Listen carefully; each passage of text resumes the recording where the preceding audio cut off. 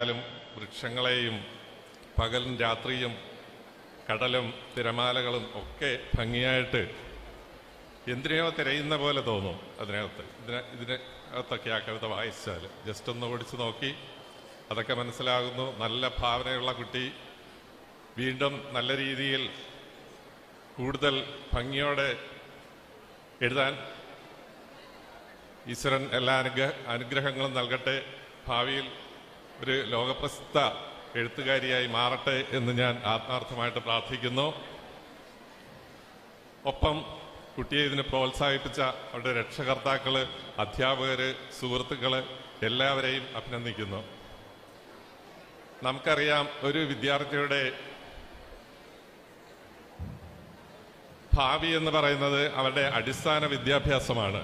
അടിസ്ഥാന വിദ്യാഭ്യാസം നല്ല രീതിയിൽ നേടി വന്നാൽ നമുക്ക് ഏത് നിലയിലേക്കും ഉയരാൻ സാധിക്കും.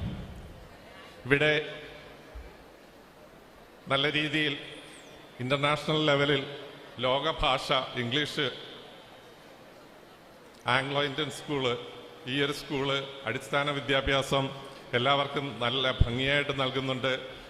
ഇതിൻ്റെ മാനേജ്മെന്റ്, ഇതിലെ അധ്യാപകര്, ഇതര ജീവനക്കാർ എല്ലാവരെയും ഞാൻ അതിൽ പ്രശംസിക്കുന്നു. ഒപ്പം എൻ്റെ മുന്നിലിരിക്കുന്ന ഈ ഓരോ വിദ്യാർത്ഥിനികളും അവരും ഭാവിയിൽ രാജ്യത്തിൻ്റെ ഉന്നത പദവി വഹിക്കുന്ന ഔദ്യോഗിക പദവികളിലെത്തട്ടെ. ഓരോ ശാസ്ത്ര സാങ്കേതിക മേഖലകളിൽ നിങ്ങളുടെ മികവ് പുലർത്തി ഉയർച്ച നേടട്ടെ.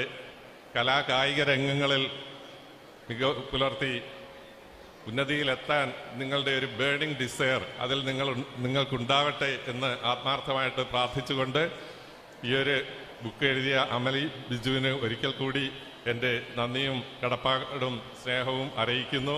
മോൾക്ക് ഇനിയും ശോഭനമായ നല്ല ഭാവി ഉണ്ടാകട്ടെ. ഒപ്പം നിങ്ങൾ ഓരോരുത്തരും ഉന്നത പദവിയിൽ എത്തട്ടെ എന്ന് ആത്മാർത്ഥമായിട്ട് പ്രാർത്ഥിച്ചുകൊണ്ട് നിർത്തുന്നു. നന്ദി, നമസ്കാരം.